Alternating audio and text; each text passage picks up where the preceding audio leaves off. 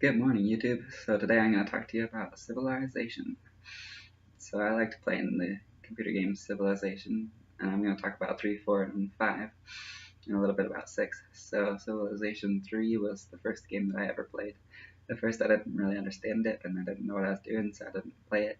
But then after a while I tried it again, and it started to make a lot more sense, and I really got into it, and I played the third one probably the most, and had a lot of fun with it. So Civilization 3, the thing that I liked the most about it that I didn't see in the other games was that you had the palace. If your people were happy, you get to customize it and add different features to it and pick like a theme for it. So that was a lot of fun. In Civilization 4, they added religion into the game, so that was really cool. I really liked all the religious buildings they had. The only problem I had at the time was I got kind of stuck on religion. I'd get obsessed with trying to make everyone my certain religion, and then also I'd get stuck with the trees of trying to choose like the government and stuff. If I got like monarchy or something that I really liked, then I probably wouldn't switch it for the more modern ones, even though they'd have a lot more advantages. And I think actually when it came to Civilization 4, I used to cheat a lot. Now that I remember, I would um, go into the world modifier thing, and I'd get a bunch of great engineers and just build all the wonders because I got kind of obsessed with having all the wonders because there was such a cool video that would come out every time you built a wonder, and it was just such a fun experience. So, and then I think if I recall correctly, I also was always running out of money. But anyway, then Civilization 5 came out, so the things that I think were worse in Civilization 5 from 4 was Civilization 5, the wonders weren't as cool. They just kind of showed you a picture of the wonder instead of having a whole video and watching it get constructed before your eyes. So I didn't like that quite as much. And then, and then also I didn't like the religious buildings quite as much either. So in the new game, you can found a religion, but before that you have to build shrines and temples. So everyone's building shrines and temples, and then after that you can maybe build like a mosque or pagoda or different things like that. But for the most part, I think there's like 3 different buildings like that you can build, like a mosque, a cathedral, or a monastery. I think was the other one, and a pagoda maybe. But it wasn't nearly as good looking as the graphics for the 4th one. I didn't think the 4th one you get your religion, or you pick your religion, I think, and then you can choose which, and then you get to kind of progress your buildings the way you progress your cultural buildings or your economic buildings. Your religious buildings get to progress too, as well. So you get to build different like Christian buildings if you're a Christian, or Buddhist temples, and it looks very specific to the religion. And then in the later ones, it's mostly everyone's building temples and shrines, and I find that kind of funny that the Christians would be building temples, or and they all look kind of like a pagan temple, so that's kind of silly, I felt like. And then, yes, I didn't think that was as good, and I didn't think the wonders were as good. But overall, I thought it was better. Um, One thing that was different that I'm not necessarily, well, a couple things were different, but overall, I think I liked them. But um, oh, and one more thing that I didn't like was that you can't switch the eras anymore. So in Civ 5, you have to you can change where you start in which era you start in, but you can't just make the whole game in one era. So you can't just make it, oh, I'm gonna play in the medieval era the whole game. I think there's a mod where you can do that, but on the basic game they don't allow you to do that anymore. Also, they don't allow you to. So I did miss that. I really liked being able to set it up how I wanted. Another thing that's different is you cannot edit the game while you're playing it, so you can't just go into the world builder thing and change the scenery and add whatever units you want. So overall, I think that's a good thing because I used to rely on that way too much and cheat way too much. But I did kind of miss it. I think if they had a way where you could just do it at the beginning and then it was disabled, I think that would be cool just because it's kind of fun to build your own stuff. And then another thing that was different in Civ 5 was the tiles were really different. And that changed the warfare a lot.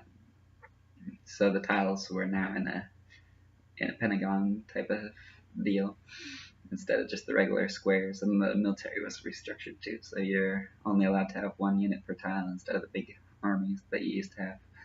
So that overall, I thought it was really fun, and added a lot of new tactical elements that the game didn't have before. The only problem I had with it was it takes forever to move your army, and they're all kind of get in the way of each other. So I think I wish there was a way you could like group them together and they would be in different tiles still, but they'd kind of move together towards a general area because it seems to take forever to move each one individually, one at a time, especially if you have a big army to try and get somewhere, and that was kind of a hassle for me. But overall, I thought it was a really good idea, and I had a lot of fun with it. And then another thing that I really liked in the new Civ 5 was that you can spend almost everything. So religion, you can add different benefits, and you get benefits for having your religion. The culture, you get benefits for that. You can have social policies. So the social policies, I like the older version just because it teaches you about a lot of different types of government, like monarchy and different things like that, and kind of explains them what they are. So I think that's good for teaching people.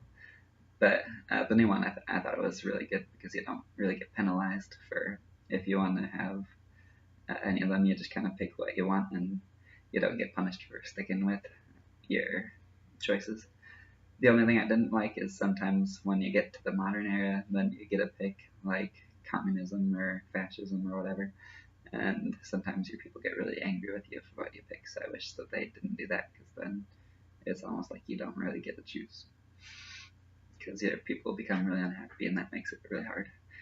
So yeah, I think that's about all I had for that. And then um, just some notes about civilization in general. I think that the barbarians, they could do a little more with that.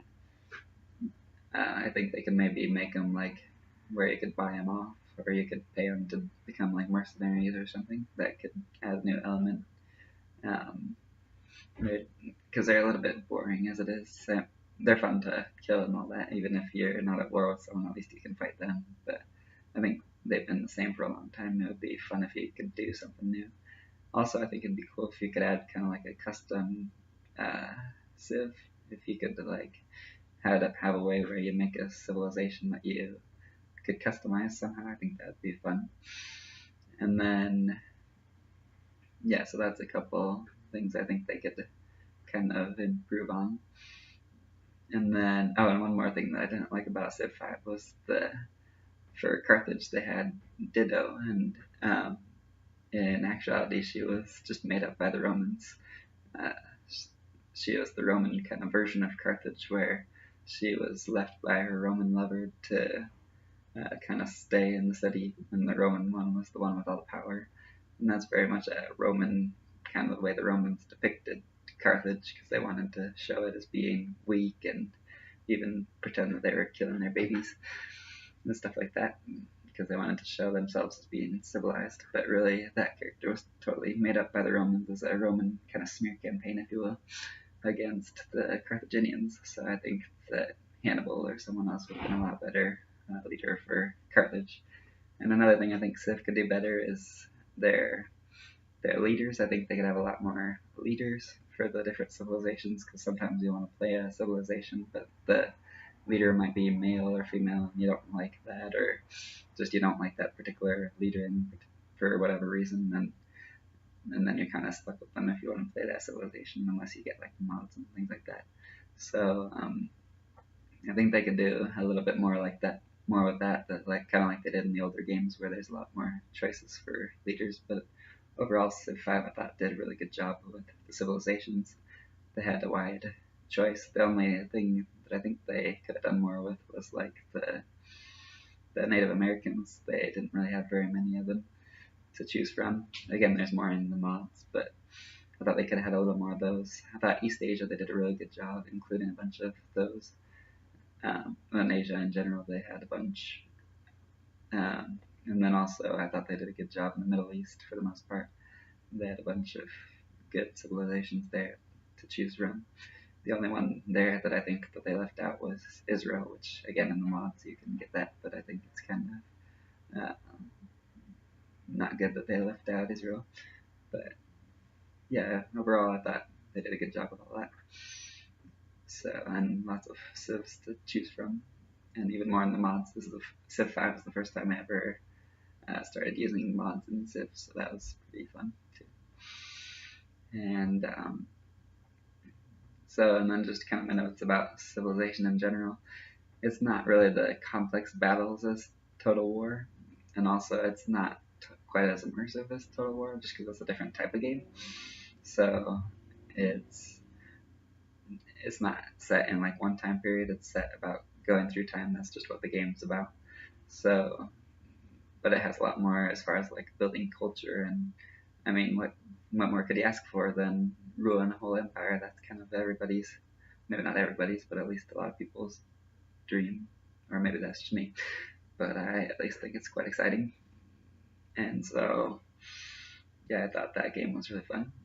And a couple things that I thought were kind of funny was the kind of the progression of troops. So like you'll go from a machine gunner to a rocket launcher, and they'll upgrade to that, and they'll pretty much do the same thing. And I feel like a rocket launcher, that would be more to take out tanks, and a machine gunner would be like to take out infantry. So I thought that was kind of funny. And then if you want to take out tanks, you'd need an anti-tank gun. But and just kind of stuff like that. So then I'd almost kind of stick with the machine gunners, just because I'm like, oh well, they have a machine gun, that has to be better. But so some of that stuff I thought was kind of funny, but I'm not necessarily sure how they could fix it. I guess it's just kind of funny to me, but I don't think it necessarily needs fixed. And then also another thing was with the kind of the buildings. Some of them kind of seem funny just in all the civilizations, like building an aqueduct. It seems like if you're not the Romans or the Mayans, you're probably not going to be building aqueducts like as the Goths or anything like that. Or if you're like the England, you're probably not going to have aqueducts all over the place. But it's just kind of one of those things that's kind of built into the game. And that's kind of how the game works, is that even if you're, England, you might be building the pyramids, and you might be, choosing Islam as your religion or whatever. So I think maybe they could kind of bias it a little bit more towards accuracy, but at the same time, that's not what the game is designed for. It's just designed that you can kind of set your own civilization's destiny. So I think that doesn't really need changed at all. Just kind of a funny thing that I've noticed while I'm playing. Anyways, this video is a little longer than I thought, but hopefully y'all enjoyed it. Oh, and Civilization 6. So in Civilization 6, I think it's actually already out, but I heard they're supposed to be doing changing how the city works is a big thing. And then I think there's a couple other changes too, but the city, they're gonna apparently make it so it's not just one city, but it's one depiction of it, but they're gonna make it a whole thing where it's more influential, and it's a lot more based on terrain and stuff like that, and you can pick more details about it, I guess. So Civ 5, it changed the military aspect quite a bit with the new map designs with the polygons, and then in Civ 6 they're changing the city itself, kind of the base of the game. So I'm really excited for that. I'm probably gonna wait till the expansions come out before I buy it, but I think that'll be a lot of fun. I think it looks to be a really good game too. So hopefully you enjoyed my video, and thanks for watching.